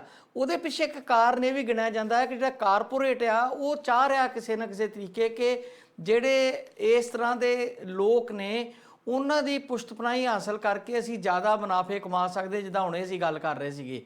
ਤੇ ਉਹਨੂੰ ਕਾਊਂਟਰ ਕਰਨ ਲਈ ਜੇ ਲਿਬਰਲ ਲੋਕਾਂ ਵੱਲੋਂ ਕੋਈ ਧੜੱਲੇਦਾਰ ਲੀਡਰ ਨਹੀਂ ਰੱਖੇ ਜਾਣਗੇ, ਖੜੇ ਕੀਤੇ ਜਾਣਗੇ, ਜਿੱਦਾਂ ਇੱਕ ਜੋ ਬਾਈਡਨ ਨੂੰ ਬਜ਼ੁਰਗ ਵਿਅਕਤੀ ਨੂੰ ਲਿਆ ਕੇ ਖਿਲਾਰ ਲਿਆ ਗਿਆ। ਅਮਰੀਕਾ 'ਚ ਕਿਤੇ ਟੈਲੈਂਟ ਦੀ ਘਾਟ ਆ, ਭਾਰਤ 'ਚ ਕਿਤੇ ਟੈਲੈਂਟ ਦੀ ਘਾਟ ਆ ਕਿ ਬਰਾਬਰ ਤੇ ਬੰਦੇ ਉਹੋ ਜਿਹੇ ਨਹੀਂ ਆ ਸਕਦੇ। ਹੁਣ ਅਸੀਂ ਭਾਰਤ 'ਚ ਹੀ ਵੇਖਦੇ ਹਾਂ, ਭਾਰਤ ਵਿੱਚ ਨਰਿੰਦਰ ਮੋਦੀ ਦੀ ਜਿਹੜੀ ਹੈਗੇ ਆ ਇੱਕ ਕਿਸਮ ਦਾ ਰਾਈਟਿਜ਼ਮ ਜਿਹੜਾ ਵਾ ਉਹਨਾਂ ਦਾ, ਜਿਸ ਤਰੀਕੇ ਨਾਲ ਉਹ ਧਰਮ ਦੇ ਵੱਲ ਨੂੰ ਜਾ ਕੇ ਕਰ ਰਹੇ ਆ, ਉਹਨੂੰ ਕਾਊਂਟਰ ਕਰਨ ਲਈ ਕੋਈ ਫੋਰਸਸ ਇਸ ਤਰ੍ਹਾਂ ਜਥੇਬੰਦਕ ਤੌਰ ਤੇ ਹੈ ਹੀ ਨਹੀਂ, ਤੇ ਉਹਨਾਂ ਨੂੰ ਪੇੜ ਹੀ ਖਾਲੀ ਛੱਡਿਆ। ਇਹੋ ਹਾਲ ਅਮਰੀਕਾ 'ਚ ਆ, ਇਹੋ ਹਾਲ ਇੰਗਲੈਂਡ 'ਚ ਆ, ਤੁਰਕੀ 'ਚ, ਜਿੱਥੇ ਮਰਜ਼ੀ ਚੱਲ ਜਾਓ, ਇਹੋ ਕੁਝ ਚੱਲ ਰਿਹਾ। ਤੇ ਕਾਰਪੋਰੇਟ ਦੀ ਕਿਤੇ ਲੱਗਦੀ ਆ ਪਿੱਛੇ ਇਸ ਗੱਲ ਨੂੰ ਕਿ ਆਪਾਂ ਜ਼ਿਆਦਾ ਫਾਇਦਾ ਚੁੱਕ ਸਕਦੇ ਹਾਂ ਜਦੋਂ ਜਿਹੜਾ ਇਹ ਰਾਈਟਿਜ਼ਮ ਵਾਲੇ ਲੋਕ ਨੇ ਇਹ ਪਾਵਰ 'ਚ ਹੋਣ, ਤੇ ਸਾਨੂੰ ਜ਼ਿਆਦਾ ਫਾਇਦਾ ਹੁੰਦਾ ਕਿਉਂਕਿ ਉਹਨਾਂ ਦੀ ਪਾਲਿਸੀਜ਼ ਜਿਹੜੀਆਂ ਹੁੰਦੀਆਂ ਇਸ ਤਰੀਕੇ ਦੀਆਂ ਹੁੰਦੀਆਂ, ਤੇ ਦੁਨੀਆ ਭਰ 'ਚ ਵਰਤਾਰਾ। ਤੇ ਇਹਨੂੰ ਕਾਊਂਟਰ ਕਰਨ ਲਈ ਜਿਹੜੀਆਂ ਦੂਜੀਆਂ ਫੋਰਸਸ ਨੇ ਉਹਨਾਂ ਨੂੰ ਤਕੜੇ ਧੜੱਲੇਦਾਰ ਤੇ ਓਨੈਸਟ ਲੀਡਰ ਜਿਹੜੇ ਆ ਅੱਗੇ ਲੈ ਕੇ ਆਉਣੇ ਚਾਹੀਦੇ ਆ। ਗਿੱਲ ਸਾਹਿਬ, ਇਹ ਦੁਖਾਂਤ ਜਿਹੜਾ ਨਾ ਇਹ ਉਦੋਂ ਤੋਂ ਸ਼ੁਰੂ ਹੋਇਆ ਹੈਗਾ ਜਦੋਂ ਦੀ ਦੁਨੀਆ ਜਿਹੜੀ ਆ ਨਾ ਉਹ ਇੱਕ ਧਰੂਵੀ ਹੋ ਗਈ ਆ। ਜਦੋਂ ਦੁਨੀਆ ਦੋ ਧਰੂਵੀ ਸੀਗੀ ਨਾ, ਉਹਦੇ ਆਪਣੇ ਥਾਂ ਕੁਝ ਨੁਕਸਾਨ ਵੀ ਹੋਏ ਹੋਣਗੇ, ਆਪਾਂ ਕਹਿ ਨਹੀਂ ਸਕਦੇ, ਪਰੰਤੂ ਉਹਦਾ ਲਾਭ ਇਹ ਸੀਗਾ ਕਿ ਦੁਨੀਆ ਭਰ ਦੇ ਵਿੱਚ ਲੋਕਾਂ ਕੋਲ ਦੋ ਕਿਸਮ ਦੀ ਲੀਡਰਸ਼ਿਪ ਸੀਗੀ। ਇੱਕ ਪ੍ਰੋ ਪੀਪਲ ਸੀਗੀ ਐਂਡ ਇੱਕ ਐਂਟੀ ਪੀਪਲ ਸੀਗੀ, ਇੱਕ ਲੈਫਟਿਸਟ ਸੀਗੀ, ਇੱਕ ਰਾਈਟਿਸਟ ਸੀਗੀ। ਹੁਣ ਤੁਸੀਂ ਬਿਲਕੁਲ ਠੀਕ ਕਿਹਾ ਕਿ ਜਿਹੜਾ ਕਾਰਪੋਰੇਟ ਸੈਕਟਰ ਆ ਨਾ, ਉਹਦੇ ਲਈ ਰਾਈਟਿਸਟ ਫੋਰਸਿਸ ਜਿਹੜੀਆਂ ਉਹਦੀਆਂ ਉਹ ਚੰਗੀਆਂ ਅਲਾਈ ਬਣ ਸਕਦੀਆਂ ਆ। ਕਿਵੇਂ ਅਲਾਈ ਬਣ ਸਕਦੀਆਂ ਕਿ ਧਰਮ ਜਿਹੜਾ ਆ ਉਹ ਇੱਕ ਐਸੀ ਚੀਜ਼ ਆ ਕਿ ਜਿੱਦਾਂ ਮੈਂ ਪਹਿਲਾਂ ਵੀ ਅਸੀਂ ਪਹਿਲੇ ਹਿੱਸੇ 'ਚ ਗੱਲ ਕਰ ਰਹੇ ਸੀਗੇ ਕਿ ਜਿੱਥੇ ਫੇਥ ਆ ਜਾਂਦਾ ਨਾ, ਫੇਥ ਮੁੜ ਕੇ ਬਲਾਈਂਡ ਫੇਥ ਬਣ ਜਾਂਦਾ ਆ ਕਿ ਜੋ ਧਰਮ ਦੇ ਲੀਡਰ ਨੇ ਕਹਿ ਦੇਣਾ ਉਹ ਤੋੜ ਤੱਕ ਮੰਨਿਆ ਜਾਣਾ ਆ। ਤੋ ਇਹ ਸਮਝਦੇ ਆ ਕਾਰਪੋਰੇਟ ਸੈਕਟਰ ਵਾਲੇ ਕਿ ਜੇ ਅਸੀਂ ਰਾਈਟਿਸਟ ਲੋਕਾਂ ਦੀਆਂ ਸਰਕਾਰਾਂ ਬਣਾਉਨੇ ਆ, ਰਾਈਟਿਸਟ ਲੋਕ ਰੂਲ ਕਰਦੇ ਆ, ਤਾਂ ਉਹ ਇੱਕ ਬੰਦੇ ਨਾਲ ਗੱਲ ਕਰ ਲਈ ਜਾਏਗੀ, ਪ੍ਰਧਾਨ ਮੰਤਰੀ ਨਾਲ ਜਾਂ ਰਾਸ਼ਟਰਪਤੀ ਨਾਲ, ਤੇ ਉਹ ਧੁਰ ਥੱਲੇ ਤੱਕ ਜਿਹੜੀ ਆ ਉਹ ਪਹੁੰਚ ਜਾਏਗੀ। ਜਿੱਦਾਂ ਉਹ ਕਹਿ ਦੇਣ ਵੀ ਲਓ ਜੀ ਫਲਾਣੀ ਜਿਹੜੀ ਚੀਜ਼ ਹੈਗੀ ਆ ਨਾ ਉਹੋ ਹੀ ਆਪਾਂ ਵਰਤਣੀ ਆ। ਤੁਸੀਂ ਭਲੀ ਭਾਂਤ ਜਾਣਦੇ ਹੋ ਗਿੱਲ ਸਾਹਿਬ ਕਿ ਤੁਸੀਂ ਹੋਰ ਕਿਸੇ ਦੀ ਗੱਲ ਨਾ ਹੀ ਕਰੋ। ਪੰਜਾਬ ਦੇ ਵਿੱਚ ਭਾਰਤ ਦੇ ਵਿੱਚ ਦੋ ਜਿਹੜੇ ਡੇਰੇਦਾਰ ਸੀਗੇ, ਇੱਕ ਬਾਪੂ ਆਸਾ ਰਾਮ ਤੇ ਇੱਕ ਰਾਮ ਰਹੀਮ, ਇਹਨਾਂ ਦੀਆਂ ਕਾਰਕਰਦਗੀਆਂ ਮੇਰਾ ਖਿਆਲ ਇੱਥੇ ਆਪਾਂ ਹੁਣ ਏਅਰ ਦੇ ਉੱਤੇ ਗਿਣ ਨਹੀਂ ਸਕਦੇ। ਕਿਸ ਕਿਸਮ ਦਾ ਇਹਨਾਂ ਨੇ ਕਾਰਜ ਕਰਦੇ ਰਹੇ ਆ, ਕਿਸ ਕਿਸਮ ਦੀਆਂ ਬੇਹੂਦਗੀਆਂ ਕਰਦੇ ਰਹੇ ਆ, ਕਿਸ ਕਿਸਮ ਦੇ ਜ਼ੁਲਮ ਕਰਦੇ ਰਹੇ ਆ, ਔਰ ਆਪਣੇ ਹੀ ਜਿਹੜੀਆਂ ਚੇਲੀਆਂ ਆ ਉਹਨਾਂ ਦੇ ਇਹ ਰੇਪ ਕਰਦੇ ਰਹੇ ਆ। ਪਰੰਤੂ ਤੁਸੀਂ ਗਿੱਲ ਸਾਹਿਬ ਇਹ ਮਹਿਸੂਸ ਕਰਦੇ ਹੋ ਕਿ ਬਈ ਉਹਨਾਂ ਨੂੰ ਨਕਾਰ ਦਿੱਤਾ ਹੋਏਗਾ ਉਹਨਾਂ ਦੇ ਫਾਲੋਅਰਸ ਨੇ? ਅਜੇ ਵੀ ਨਹੀਂ ਨਕਾਰਿਆ। ਕਿਉਂਕਿ ਉਹਨਾਂ ਦੇ ਉੱਤੇ ਫੇਥ ਸੀਗਾ, ਔਰ ਫੇਥ ਤੋਂ ਗਾਂ ਬਲਾਈਂਡ ਫੇਥ ਸੀਗਾ। ਸੋ ਮੈਂ ਕਹਿਣਾ ਇਹ ਚਾਹੁੰਦਾ ਆ ਕਿ ਜਿਹੜੇ ਰਾਈਟਿਸਟ ਆ ਉਹ ਧਰਮ ਦੇ ਆਧਾਰ ਦੇ ਉੱਤੇ ਹੀ ਆ ਨਾ, ਤੇ ਜਦੋਂ ਕੋਈ ਇੱਕ ਧਾਰਮਿਕ ਵਿਅਕਤੀ ਜਿਹੜਾ ਜਿਹਦੀ ਗਵਰਨਮੈਂਟ ਵੀ ਨਹੀਂ ਗੀ, ਉਹਦੇ ਤੇ ਜੇ ਇੰਨਾ ਵਿਸ਼ਵਾਸ ਕੀਤਾ ਜਾਂਦਾ, ਉਹਦੀ ਜੇ ਇੰਨੀ ਫਾਲੋਇੰਗ ਆ, ਤੇ ਇੱਕ ਪ੍ਰਧਾਨ ਮੰਤਰੀ ਜੇ ਇਹ ਕਹਿ ਦੇਵੇ ਕਿ ਇਸ ਧਰਮ ਨੂੰ ਮੰਨਣ ਵਾਲੇ ਜਿੰਨੇ ਲੋਕ ਆ ਬਈ ਉਹ ਫਲਾਣੀ ਪ੍ਰੋਡਕਟ ਜਿਹੜੀ ਆ ਉਹੀ ਖਰੀਦਣ। ਔਰ ਇਹ ਤੁਹਾਨੂੰ ਪਤਾ ਹੀ ਆ ਬਈ ਜਿਹੜਾ ਆਪਣੇ ਇੱਕ ਸਾਧੂ ਨੇ ਕਾਰਪੋਰੇਟ ਜਗਤ ਭਾਰਤ 'ਚ ਸ਼ੁਰੂ ਕੀਤਾ ਆ, ਉਹ ਕਿਵੇਂ ਉਹਦੀ ਪ੍ਰੋਡਕਟ ਵਿਕ ਰਹੀ ਆ, ਕਿਉਂ ਵਿਕ ਰਹੀ ਆ? ਕਿਉਂਕਿ ਪਹਿਲਾਂ ਉਹ ਇੱਕ ਸੋ ਕਾਲਡ ਯੋਗ ਗੁਰੂ ਦੇ ਤੌਰ ਤੇ ਸਥਾਪਿਤ ਹੋਇਆ। ਉਹਨੇ ਜਿਹੜਾ ਇੱਕ ਵਿਸ਼ੇਸ਼ ਧਰਮ ਆ ਭਾਰਤ ਦੇ ਵਿੱਚ ਜਿਹਦੀ ਬਹੁ ਗਿਣਤੀ ਆ, ਉਹਦੇ ਨਾਲ ਜੋੜ ਕੇ ਗੱਲ ਕੀਤੀ। ਔਰ ਅੱਜ ਵੀ ਕਿਸਾਨ ਅੰਦੋਲਨ ਵੱਲੋਂ ਬੇਸ਼ੱਕ ਉਹਨਾਂ ਦੀਆਂ ਪ੍ਰੋਡਕਟ ਦਾ ਬਾਈਕਾਟ ਦਾ ਸੱਦਾ ਦਿੱਤਾ ਗਿਆ, ਜਿਹਦੇ ਵਿੱਚ ਵੱਡੇ ਕਾਰਪੋਰੇਟ ਜਗਤ ਵੀ ਆ ਤੇ ਉਸ ਬਾਬੇ ਦਾ ਕਾਰਪੋਰੇਟ ਜਗਤ ਵੀ ਆ।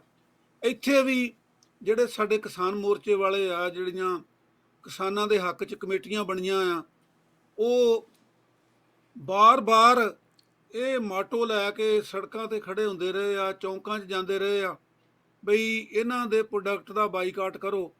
ਤੇ ਤੁਸੀਂ ਇਹ ਦੇਖ ਲਓ ਬਈ ਉਹਨਾਂ ਦੇ ਪ੍ਰੋਡਕਟਸ ਜਿਹੜੇ ਆ ਅਜੇ ਵੀ ਉਸੇ ਤਰ੍ਹਾਂ ਹੀ ਵਿਕ ਰਹੇ ਆ। ਤੇ ਇਸ ਕਰਕੇ ਇਹ ਦੁਖਾਂਤ ਵਾਲੀ ਗੱਲ ਆ, ਬੜੇ ਦੁੱਖ ਵਾਲੀ ਗੱਲ ਆ ਬਈ ਦੁਨੀਆ ਜਿਹੜੀ ਆ ਉਹ ਇੱਕ ਧਰੂਵੀ ਹੋ ਗਈ। ਤੇ ਇੱਕ ਧਰੂਵੀ ਜਿਹੜੀ ਆ ਉਹਨੇ ਰਾਈਟ ਅਪਰੋਚ ਜਿਹੜੀ ਆ ਉਹ ਲੈ ਲਈ, ਜਿੱਦਾਂ ਤੁਸੀਂ ਕਿਹਾ ਸਾਰੀ ਦੁਨੀਆ ਦੇ ਵਿੱਚ ਹੀ। ਤੇ ਇਹ ਇਸ ਵੇਲੇ ਇਹਨੂੰ ਠੱਲਣ ਵਾਸਤੇ ਨਾ ਕਿਸੇ ਕੰਟਰੀ ਵਿੱਚ, ਜਿੱਦਾਂ ਤੁਸੀਂ ਭਾਰਤ ਦਾ ਹਵਾਲਾ ਦਿੱਤਾ, ਇੰਨੀ ਤਾਕਤ ਇਕੱਠੀ ਹੋ ਸਕੀ ਆ ਕਿ ਇਹਦਾ ਮੁਕਾਬਲਾ ਕਰ ਸਕੇ, ਤੇ ਨਾ ਹੀ ਦੁਨੀਆ ਪੱਧਰ ਦੇ ਉੱਤੇ ਇੰਨੀ ਤਾਕਤ ਇਕੱਠੀ ਹੋ ਸਕੀ ਆ ਕਿ ਜਿਹੜੇ ਇਹ ਰਾਈਟਿਸਟ ਫੋਰਸਸ ਆ ਉਹਨਾਂ ਦਾ ਮੁਕਾਬਲਾ ਹੋ ਸਕੇ। ਤੁਹਾਨੂੰ ਗਿੱਲ ਸਾਹਿਬ ਯਾਦ ਹੋਏਗਾ ਜਦੋਂ ਬੰਗਲਾਦੇਸ਼ ਬਣਿਆ ਸੀਗਾ ਨਾ, ਤੇ ਉਦੋਂ ਕਿਉਂਕਿ ਭਾਰਤ ਜਿਹੜਾ ਆ ਜਿਹਦੀ ਅਗਵਾਈ ਉਦੋਂ ਇੰਦਰਾ ਗਾਂਧੀ ਕਰ ਰਹੇ ਸੀਗੇ, ਉਹ ਜਿਹੜਾ ਡੈਮੋਕ੍ਰੈਟਿਕ ਵਰਲਡ ਸੀਗਾ, ਜਿਹੜਾ ਲੈਫਟ ਵਰਲਡ ਸੀਗਾ, ਜਿਹੜਾ ਰਸ਼ੀਅਨ ਬਲੌਕ ਸੀਗਾ, ਉਹਦੇ ਨਾਲ ਸਟੈਂਡ ਕਰਦੇ ਸੀਗੇ। ਤੇ ਅਮਰੀਕਾ ਜਿਹੜਾ ਹੈਗਾ ਉਹ ਪਾਕਿਸਤਾਨ ਦਾ ਹਮਾਇਤੀ ਸੀਗਾ, ਰਾਈਟਿਸਟ ਗਰੁੱਪ ਸੀਗਾ। ਇਹਨੇ 7th ਫਲੀਟ ਤੋਰਿਆ ਸੀਗਾ ਕਿ ਮੇਰਾ ਜਿਹੜਾ 7ਵਾਂ ਜੰਗੀ ਬੇੜਾ ਹੈਗਾ ਉਹ ਜਾਏਗਾ ਉੱਥੇ ਤੇ ਉਹ ਟਾਕਰਾ ਕਰੇਗਾ ਜਿਹੜੀਆਂ ਫੌਜਾਂ ਜਿਹੜੀਆਂ ਉਹ ਇੰਦਰਾ ਗਾਂਧੀ ਨੇ ਉੱਥੇ ਭੇਜੀਆਂ। ਤਾਂ ਉਸ ਵੇਲੇ ਤੁਹਾਨੂੰ ਯਾਦ ਹੋਏਗਾ ਕਿ ਤੇਰਾ 7th ਫਲੀਟ ਬਾਅਦ 'ਚ ਤੁਰੇਗਾ, ਤੇ ਰਸ਼ੀਆ ਨੇ ਕਿਹਾ ਸੀਗਾ ਕਿ ਮੈਂ ਸਾਰੇ ਏਸ਼ੀਆ ਦੇ ਉੱਤੇ ਜਹਾਜ਼ਾਂ ਦੀ ਛਾਂ ਕਰ ਦਿਆਂਗਾ ਤੇਰਾ 7th ਫਲੀਟ ਆ ਉਹ ਤੋਂ ਪਹੁੰਚਣ ਤੋਂ ਪਹਿਲਾਂ। ਸੋ ਉਸ ਕਿਸਮ ਦੀ ਗੱਲ ਜਿਹੜੀ ਆ ਹੁਣ ਹੈ ਨਹੀਂ ਗੀ, ਨਾ ਦੇਸ਼ਾਂ ਦੇ ਵਿੱਚ ਆ ਨਾ ਦੁਨੀਆ 'ਚ ਆ। ਸੋ ਇਹ ਇੱਕ ਦੁਖਾਂਤ ਆ ਗਿੱਲ ਸਾਹਿਬ ਕਿ ਰਾਈਟਿਸਟ ਫੋਰਸਿਸ ਜਿਹੜੀਆਂ ਉਹ ਅੱਗੇ ਆ ਰਹੀਆਂ।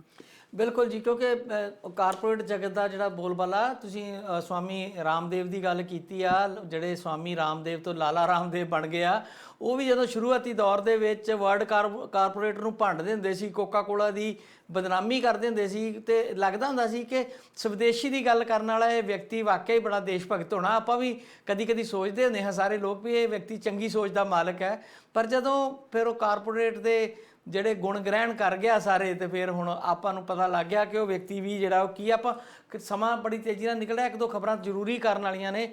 ਇੱਕ ਤਾਂ ਕਾਹਲੋਂ ਸਾਹਿਬ ਕਿਸਾਨ ਅੰਦੋਲਨ ਦੀ ਗੱਲ ਜਿਹੜੀ ਕਰਨੀ ਆ, ਪੰਜਾਬ ਨਾਲੋਂ ਜ਼ਿਆਦਾ ਪੰਜਾਬ ਵਾਲਿਆਂ ਦਾ ਸਾਰਾ ਧਿਆਨ ਇਸ ਵੇਲੇ ਕਾਂਗਰਸ ਦੀ ਸਿਆਸਤ ਵੱਲ ਲੱਗਾ ਹੋਇਆ। ਤੇ ਜਿਹੜੇ ਕਿਉਂਕਿ ਸ਼ੁਰੂਆਤੀ ਅਸੀਂ ਪੰਜਾਬ ਤੋਂ ਹੀ ਹੋਇਆ ਸੀਗਾ ਸਾਰਾ ਕੁਝ, ਔਰ ਇਹਦੇ ਬਾਵਜੂਦ ਵੀ ਪੰਜਾਬ ਵਾਲੇ ਕਿਤੇ ਥੋੜ੍ਹੇ ਢਿੱਲੇ ਮੱਠੇ ਲੱਗਦੇ, ਪਰ ਹਰਿਆਣੇ ਵਾਲੇ ਜਿਹੜੇ ਆ ਉਹ ਲਗਾਤਾਰ ਆਪਣਾ ਜਿਹੜਾ ਵਾ ਉਹ ਵਿਰੋਧ ਜਾਰੀ ਰੱਖਿਆ। 2 ਖਬਰਾਂ ਜਿਹੜੀਆਂ ਨੇ ਉਹ ਮੇਰੇ ਸਾਹਮਣੇ ਨੇ, ਤੇ ਉਹਦੇ ਵਿੱਚ ਇੱਕ ਜਗ੍ਹਾ ਤੇ ਆਪਣਾ ਕਿਸਾਨਾਂ ਨੇ ਇੱਕ ਮੰਤਰੀ ਨੂੰ ਕੋਈ ਮੰਦਿਰ ਦੇ ਵਿੱਚ ਕੋਈ ਕਾਫੀ ਉਹਨਾਂ ਦੀ ਗਰੁੱਪ ਆਇਆ ਸੀ, ਉਹਨੂੰ ਉੱਥੇ ਘੇਰ ਲਿਆ ਤੇ ਅੰਦਰ ਉਹਨੂੰ ਕਿਹਾ ਤੇ ਇਹ ਜਾ ਰਿਹਾ, ਖਬਰਾਂ ਤੇ ਇਦਾਂ ਲਾ ਰਿਹਾ ਕਿ ਉਹਨਾਂ ਨੇ ਅਗਵਾਹ ਕਰ ਲਿਆ, ਕਿਸਮ ਦਾ ਜਰਗਮਾਲ ਬਣਾ ਲਿਆ ਉਹਨਾਂ ਨੂੰ, ਤੇ ਉਹਨਾਂ ਕੋਲ ਮਾਫੀਆ ਮੰਗਾ ਕੇ ਛਡਾਇਆ ਉਹਨਾਂ ਨੂੰ।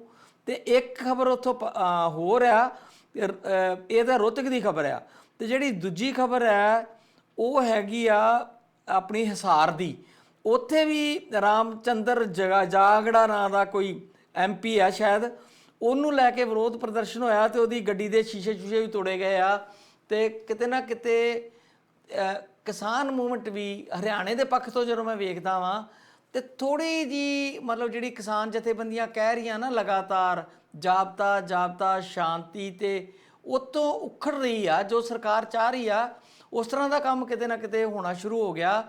ਸਰਕਾਰ ਬਹਾਨੇ ਬਣਾ ਰਹੀ ਆ ਕਿ ਇਹਨੂੰ ਵਾਇਲੈਂਟ ਕਰਕੇ ਥੋੜ੍ਹਾ ਜਿਹਾ ਤੇ ਇਹਨੂੰ ਖਤਮ ਕੀਤਾ ਜਾਵੇ, ਤੇ ਗੱਲ ਕਿਤੇ ਨਾ ਕਿਤੇ ਉਸ ਪਾਸੇ ਤੁਰਦੀ ਲੱਗਦੀ ਆ ਜਦੋਂ ਵਿਰੋਧ ਹੋ ਰਿਹਾ ਲਗਾਤਾਰ ਬੀਜੇਪੀ ਦਾ, ਤੇ ਕੋਈ ਨਾ ਕੋਈ ਵਿੱਚ ਅਨਸਰ ਐਸੇ ਹੁੰਦੇ ਆ ਜਿਹੜੇ ਭੰਨਤੋੜ ਵਾਲੀਆਂ ਕਾਰਵਾਈਆਂ ਕਰ ਜਾਂਦੇ ਆ। ਮੈਨੂੰ ਪਤਾ ਹੈ ਕਿ ਕਿਸਾਨ ਅੰਦੋਲਨ ਦੇ ਲੀਡਰ ਜਦੋਂ ਅੱਜ ਉੱਥੇ ਦਿਨ ਚੜ੍ਹ ਗਿਆ ਹੋਏਗਾ ਤੇ ਇਹਨੂੰ ਉਹ ਇਹਦੀ ਨਿੰਦਾ ਵੀ ਕਰ ਦੇਣਗੇ, ਕਹਿ ਵੀ ਦੇਣਗੇ ਕਿ ਨਹੀਂ ਸ਼ਾਂਤੀ ਰੱਖਣੀ ਚਾਹੀਦੀ ਆ। ਪਰ ਹਰਿਆਣੇ 'ਚ ਕਾਫੀ ਅਗਰੈਸਿਵ ਹੋ ਰਿਹਾ ਅੰਦੋਲਨ ਮੈਨੂੰ ਲੱਗਦਾ। ਤੁਸੀਂ ਗਿੱਲ ਸਾਹਿਬ ਟ੍ਰੇਡ ਯੂਨੀਅਨ ਦੇ ਨਿਯਮਾਂ ਨੂੰ ਜਾਣਦੇ ਹੋ, ਤੁਸੀਂ ਟ੍ਰੇਡ ਯੂਨੀਅਨਿਸਟ ਰਹੇ ਹੋ। ਸਰਕਾਰਾਂ ਜਿਹੜੀਆਂ ਆ ਉਹ ਛੋਟੇ ਤੋਂ ਲੈ ਕੇ ਵੱਡੇ ਅੰਦੋਲਨ ਤੱਕ ਕੋਸ਼ਿਸ਼ ਇਹ ਕਰਦੀਆਂ ਹੁੰਦੀਆਂ ਵੀ ਅੰਦੋਲਨ ਨੂੰ ਲੰਮਾ ਹੋਣ ਦਿੱਤਾ ਜਾਵੇ, ਤਾਂ ਕਿ ਜਿਹੜੇ ਅੰਦੋਲਨਕਾਰੀ ਆ ਉਹਨਾਂ ਦੀ ਜਿਹੜੀ ਕਪੈਸਿਟੀ ਆ ਜਿੰਨੀ ਕੁ ਉਹ ਖਤਮ ਹੋ ਜਾਵੇ ਤੇ ਉਹ ਥੱਕ ਜਾਣ ਤੇ ਉਹਨਾਂ ਦਾ ਸਬਰ ਸੰਤੋਖ ਜਿਹੜਾ ਉਹ ਮੁੱਕ ਜਾਵੇ। ਪਰ ਇਹ ਇੱਕ ਐਸਾ ਅੰਦੋਲਨ ਆ ਕਿ ਜਿਹਦੇ ਵਿੱਚ ਸਬਰ ਸੰਤੋਖ ਮੁੱਕਿਆ ਨਹੀਂਗਾ। ਪਰ ਦੂਜੇ ਬੰਨੇ ਜਿਹੜੇ ਕਿਸਾਨ ਆਰਗੇਨਾਈਜ਼ ਕਰਨ ਵਾਲੇ ਆ ਉਹਨਾਂ ਕੋਲ ਜਿੰਨੀ ਉਹਨਾਂ ਦੀ ਤਾਕਤ ਹੈਗੀ ਆ, ਜਿੰਨਾ ਉਹਨਾਂ ਦਾ ਆਧਾਰ ਹੈਗਾ, ਉਹਦੇ ਮੁਤਾਬਕ ਉਹ ਬਹੁਤ ਵਧੀਆ ਜਿਹੜੀ ਆ ਉਹ ਅੰਦੋਲਨ ਚਲਾ ਰਹੇ ਆ। ਪਰ ਸਰਕਾਰ ਦੇ ਜਿਹੜੇ ਹੱਥ ਕੰਡੇ ਆ ਇਹ ਵੀ ਇੱਕ ਫੈਕਟਰ ਆ ਕਿ ਲੰਮਾ ਅੰਦੋਲਨ ਹੋਣ ਨਾਲ ਲੋਕੀ ਥੱਕ ਵੀ ਜਾਂਦੇ ਆ ਤੇ ਅੱਕ ਵੀ ਜਾਂਦੇ ਆ। ਉਹਦੇ ਵਿੱਚ ਉਹਨਾਂ ਨੂੰ ਭੜਕਾਉਣ ਦੇ ਲਈ ਇੱਕ ਆਧਾਰ ਜਿਹੜਾ ਵਾ ਉਹ ਆ ਜਾਂਦਾ ਹੈਗਾ ਕਿ ਯਾਰ ਬਣਿਆ ਹੀ ਕੁਛ ਨਹੀਂਗਾ ਅਜੇ ਤੱਕ ਅਸੀਂ।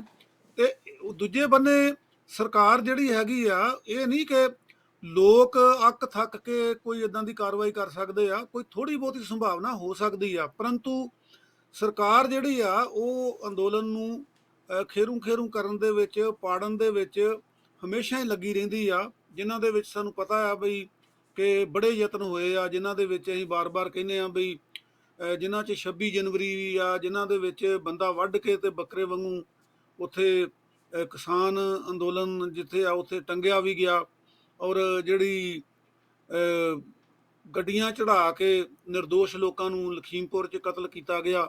ਸੋ ਇਹ ਹੈ ਤਾਂ ਮੰਦਭਾਗੀ ਗੱਲ, ਪਰ ਕਿਉਂਕਿ ਜਿੱਥੇ ਅੰਦੋਲਨ ਜ਼ਿਆਦਾ ਤੇਜ਼ ਆ ਉੱਥੇ ਹੀ ਸਰਕਾਰ ਜਿਹੜੀ ਆ ਸਾਜ਼ਿਸ਼ਾਂ ਆਪਣੀਆਂ ਜ਼ਿਆਦਾ ਵਰਤਦੀ ਹੈਗੀ ਆ, ਕਿਉਂਕਿ ਅੱਛਾ ਕਾਲੂ ਸਾਹਿਬ, ਕਿਸਾਨ ਅੰਦੋਲਨ ਤੇ ਮੇਰੇ ਖਿਆਲ ਕਿਸਾਨ ਜਿਹੜੇ ਇਹਨੂੰ ਸੰਭਾਲ ਲੈਣਗੇ, ਉਹ ਇਸ ਪਾਸੇ ਗੱਲ ਨਹੀਂ ਜਾਣ ਦਿੰਦੇ। ਥੋੜੀ ਜਿਹੀ ਗੱਲ, ਸਮਾਂ ਆਪਣਾ ਹੋ ਗਿਆ, ਮੈਂ ਤੁਹਾਡੇ ਨਾਲ ਪੰਜਾਬ ਦੀ ਸਿਆਸਤ ਦੀ ਕਰਨਾ ਚਾਹੁੰਦਾ। ਅੱਜ ਵੱਡੀ ਪ੍ਰੈਸ ਕਾਨਫਰੰਸ ਦੀਵਾਲੀ ਤੋਂ ਅਗਲੇ ਦਿਨ ਕੀਤੀ ਸੀ ਨਵਜੋਤ ਸਿੱਧੂ ਨੇ, ਉਹਦੇ ਵਿੱਚ ਫਿਰ ਉਹ ਪੁਰਾਣੇ ਰੌਂਚ ਹੀ ਨਜ਼ਰ ਆਏ। ਬੜੇ ਜ਼ਬਰਦਸਤ ਉਹਨਾਂ ਨੇ ਜਿਹੜੇ ਆ ਸਵਾਲ ਜਵਾਬ ਮੀਡੀਆ ਨਾਲ ਕੀਤੇ ਔਰ ਕਿਹਾ ਕਿ ਮੈਂ ਪੰਜਾਬ ਲਈ ਖੜਾ ਆ, ਹਾਈ ਕਮਾਂਡ ਮੇਰੇ ਨਾਲ ਖੜੀ ਆ, ਬਹੁਤ ਸਾਰੀਆਂ ਐਸੀਆਂ ਗੱਲਾਂ ਕਹੀਆਂ ਉਹਨਾਂ ਤੇ ਅਸਤੀਫਾ ਆਪਣਾ ਵਾਪਸ ਲੈਣ ਦਾ ਵੀ ਐਲਾਨ ਕਰ ਦਿੱਤਾ ਉਹਨਾਂ। ਦੇਖੋ ਜੀ, ਗੱਲ ਇਹ ਆ ਵੀ ਸਿੱਧੂ ਨੇ ਜਿਹੜੀਆਂ ਮੁੱਖ ਗੱਲਾਂ ਕਹੀਆਂ, ਉਹ ਇੱਕ ਤਾਂ ਕਹਿੰਦਾ ਵੀ ਜਿਹੜੀ ਬੇਅਦਬੀ ਹੈਗੀ ਆ ਗ੍ਰੰਥ ਸਾਹਿਬ ਦੀ, ਉਹਦੀ ਗੱਲ ਉਹਨੇ ਕੀਤੀ ਆ, ਇੱਕ ਉਹਨੇ ਨਸ਼ਿਆਂ ਦੀ ਗੱਲ ਕੀਤੀ ਆ, ਇੱਕ ਮਾਫੀਏ ਦੀ ਗੱਲ ਕੀਤੀ ਹੈਗੀ ਆ। ਵੱਡੇ ਮਸਲੇ ਆ ਪੰਜਾਬ ਦੇ, ਮਸਲੇ ਤੇ ਉਹ ਠੀਕ ਉਠਾਉਂਦੇ ਆ। ਹਾਂਜੀ ਹਾਂ, ਜਿਹੜਾ ਸਿੱਧੂ ਨੇ ਜਿਹੜੇ ਮਸਲੇ ਲਏ ਆ ਨਾ ਜੀ, ਉਹ ਤਾਂ ਹੈਗੇ ਆ ਬਿਲਕੁਲ ਠੀਕ, ਪਰ ਮਸਲੇ ਉਠਾਉਣ ਦੀ ਉਹਦੀ ਵਿਧੀ ਨਹੀਂ ਗੀ ਠੀਕ ਹੈਗੀ, ਕਿਉਂਕਿ ਉਹ ਪ੍ਰਦੇਸ਼ ਕਾਂਗਰਸ ਕਮੇਟੀ ਦੇ ਪ੍ਰਧਾਨ ਨੇ।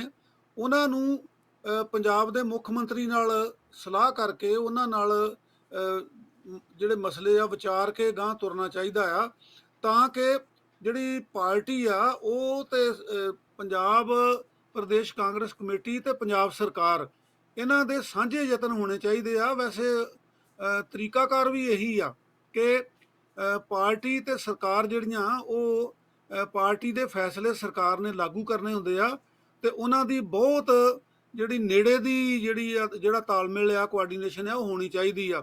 ਸਿੱਧੂ ਬਾਰੇ ਇਹ ਕਹਿ ਸਕਦੇ ਆ ਵੀ ਉਹ ਮਸਲੇ ਠੀਕ ਉਠਾਉਂਦਾ, ਪਰ ਗਲਤ ਤਰੀਕੇ ਨਾਲ ਤੇ ਗਲਤ ਟਾਈਮ ਦੇ ਉੱਤੇ ਉਠਾਉਂਦਾ ਹੈਗਾ। ਇਹਦੇ ਨਾਲ ਉਹਦੇ ਮਸਲੇ ਇਹ ਭਾਵੇਂ ਵਾਜਬ ਨੇ, ਪਰ ਇਹ ਉਠਾਉਣ ਨਾਲ, ਕਿਉਂਕਿ ਅਟੈਕ ਜਿਹੜਾ ਹੈਗਾ ਉਹ ਆਪਣੀ ਪ੍ਰਦੇਸ਼ ਦੀ ਕਾਂਗਰਸ ਪਾਰਟੀ ਜਿਹੜੀ ਸਰਕਾਰ ਆ ਉਹਦੇ ਤੇ ਹੁੰਦਾ ਹੈਗਾ। ਸੋ ਇੱਕ ਤਰੀਕੇ ਨਾਲ ਉਹ ਅਪੋਜੀਸ਼ਨ ਦਾ ਰੋਲ ਵੀ ਅਦਾ ਕਰੀ ਜਾਂਦਾ, ਤੇ ਅਪੋਜੀਸ਼ਨ ਨੂੰ ਵਿਹਲਾ ਕੀਤਾ ਉਹਨੇ ਬਈ ਤੁਸੀਂ ਆਰਾਮ ਕਰੋ, ਤੁਸੀਂ ਆਪਣੀ ਚੋਣਾਂ ਦੀ ਤਿਆਰੀ ਕਰੋ, ਤੇ ਕਾਂਗਰਸ ਸਰਕਾਰ ਨੂੰ ਮੈਂ ਨਜਿੱਠ ਲੈਣਾ। ਬਿਲਕੁਲ ਕਾਲੂ ਸਾਹਿਬ, ਦੂਜੇ ਪਾਸੇ ਉਹਨਾਂ ਕਹਿ ਦਿੱਤਾ ਕਿ ਮੈਂ ਦਫ਼ਤਰ ਕਾਂਗਰਸ ਦੇ ਉਦੋਂ ਨਹੀਂ ਜਾਊਂਗਾ, ਅਸਤੀਫਾ ਭਾਵੇਂ ਮੈਂ ਵਾਪਸ ਲੈ ਲਿਆ ਜਿੱਦਣ ਤੁਸੀਂ ਜਿਹੜਾ ਉਹ ਏਜੀ ਬਣਾਇਆ ਨਾ ਐਡਵੋਕੇਟ ਜਨਰਲ, ਉਹਨੂੰ ਹਟਾ ਨਹੀਂ ਦਿੰਦੇ। ਯਾਨੀ ਕਿ ਇੱਕ ਕਿਸਮ ਦਾ ਚੈਲੰਜ ਵੀ ਨਾਲ ਦੀ ਨਾਲ ਚੱਲਦਾ ਉਹਨਾਂ ਦਾ। ਔਰ ਨਾਲ ਦੀ ਨਾਲ ਉਹ ਆਪਣੀ ਗੱਲ ਕਰੀ ਵੀ ਜਾਂਦੇ ਆ। ਚਲੋ ਦੇਖਦੇ ਆ, ਸਾਨੂੰ ਕਾਂਗਰਸ ਨਾਲ ਕੋਈ ਲੈਣਾ ਦੇਣਾ ਨਹੀਂ, ਸਾਡੀ ਵੱਲੋਂ ਹਾਰੇ ਜਿੱਥੇ ਮਰਜ਼ੀ ਜਾਣ, ਉਹ ਗੱਲ ਪੰਜਾਬ ਦੀ ਹੈ। ਪੰਜਾਬ ਲਈ ਕੋਈ ਵੀ ਗੱਲ ਕਰੇ, ਚਾਹੇ ਕੇਜਰੀਵਾਲ ਕਰੇ, ਚਾਹੇ ਸਿੱਧੂ ਕਰੇ, ਕਿਉਂਕਿ ਕੋਈ ਹੋਰ ਐਸੀਆਂ ਫੋਰਸਿਸ ਨਜ਼ਰ ਨਹੀਂ ਆ ਰਹੀਆਂ ਜਿਹੜੀਆਂ ਪੰਜਾਬ ਹਤੈਸ਼ੀ ਇਸ ਵੇਲੇ ਹੋਣ। ਸਾਰਾ ਕੁਝ ਹੀ ਆਵਾ ਉੱਤਿਆ ਪਿਆ। ਜੋ ਪੰਜਾਬ ਦੇ ਭਲੇ ਲਈ ਕੋਈ ਵੀ ਗੱਲ ਕਰਦਾ ਉਹ ਸਾਨੂੰ ਚੰਗੀ ਲੱਗਦੀ ਹੈ, ਚਾਹੇ ਉਹ ਸਿੱਧੂ ਕਰੇ, ਚਾਹੇ ਕੇਜਰੀਵਾਲ ਕਰੇ, ਜਾਂ ਕੋਈ ਤੀਜੀ ਧਿਰ ਕਰੇ। ਪਰ ਅਖੀਰ 'ਚ ਪ੍ਰਣਾਲਾ ਸਾਰਿਆਂ ਦਾ ਉੱਥੇ ਹੀ ਰਹਿੰਦਾ ਜੀ। ਸਮਾਂ ਆਪਣਾ ਹੋ ਗਿਆ, ਜੇ ਕੋਈ ਕਮੈਂਟ ਕਰਨੇ ਚਾਹੋ ਤਾਂ ਕਰ ਲਓ। ਦੇ ਕਮੈਂਟ ਇਹੀ ਹੈ ਜੀ ਕਿ ਸਾਡਾ ਕੰਸਰਨ ਤੁਸੀਂ ਠੀਕ ਕਿਹਾ ਹੈਗਾ ਕਿ ਕਿਸੇ ਵਿਸ਼ੇਸ਼ ਪਾਰਟੀ ਦੀ ਹਮਾਇਤ ਕਰਨਾ ਨਹੀਂਗਾ। ਅਸੀਂ ਤਾਂ ਇਹ ਚਾਹੁੰਦੇ ਹਾਂ ਕਿ ਪੰਜਾਬੀਆਂ ਦਾ ਭਲਾ ਹੋਵੇ। ਜਿਹੜੇ ਇਹ ਮਸਲੇ ਹੈਗੇ ਆ, ਉਹ ਭਾਵੇਂ ਬੇਅਦਬੀ ਵਾਲਾ ਮਸਲਾ ਆ, ਜਾਂ ਜਿਹੜਾ ਨਸ਼ੇ ਦਾ ਮਸਲਾ ਆ, ਜਾਂ ਮਾਫੀਏ ਜਿਹੜੇ ਬਣੇ ਆ ਉਹਨਾਂ ਦਾ ਮਸਲਾ ਆ, ਅਸੀਂ ਇਹ ਚਾਹੁੰਦੇ ਹਾਂ ਕਿ ਤੁਹਾਡੇ ਵਾਲੀ ਗੱਲ ਠੀਕ ਹੈਗੀ ਆ ਕਿ ਉਹਨੂੰ ਕੇਜਰੀਵਾਲ ਠੀਕ ਕਰ ਦੇਵੇ, ਉਹਨੂੰ ਚੰਨੀ ਠੀਕ ਕਰ ਦੇਵੇ, ਸਿੱਧੂ ਠੀਕ ਕਰ ਦੇਵੇ, ਉਹਨੂੰ ਕੋਈ ਵੀ ਠੀਕ ਕਰ ਦੇਵੇ। ਸਾਨੂੰ ਮੋਦੀ ਤਾਂ ਸਾਹਿਬ ਵੀ ਠੀਕ ਕਰ ਦੇਣ ਜੀ, ਮੋਦੀ ਸਾਹਿਬ ਵੀ ਕਰ ਹਾਂਜੀ, ਦੇਣ। ਸਾਨੂੰ ਪੰਜਾਬ ਨਾਲ ਕਿਸਾਨ ਰਿਹਾ ਜੀ। ਅਸੀਂ ਪੰਜਾਬ ਜਿਹੜਾ ਹੈਗਾ ਉਹਦੇ ਮਸਲੇ ਹੱਲ ਹੋਏ ਦੇਖਣਾ ਚਾਹੁੰਦੇ ਹਾਂ ਜੀ। ਬਹੁਤ ਬਹੁਤ ਸ਼ੁਕਰੀਆ ਕਾਲੂ ਸਾਹਿਬ, ਬਹੁਤ ਧੰਨਵਾਦ ਤੁਹਾਡਾ ਜੀ। ਬਹੁਤ ਅੱਛੀ ਗੱਲਬਾਤ ਤੁਹਾਡੇ ਨਾਲ ਬਹੁਤ ਹੁੰਦੀ ਹੈ ਮਿਹਰਬਾਨੀ ਹਮੇਸ਼ਾ ਹੀ। ਜੀ, ਬਹੁਤ ਸ਼ੁਕਰੀਆ। ਸ਼ੁਕਰੀਆ, ਧੰਨਵਾਦ ਜੀ।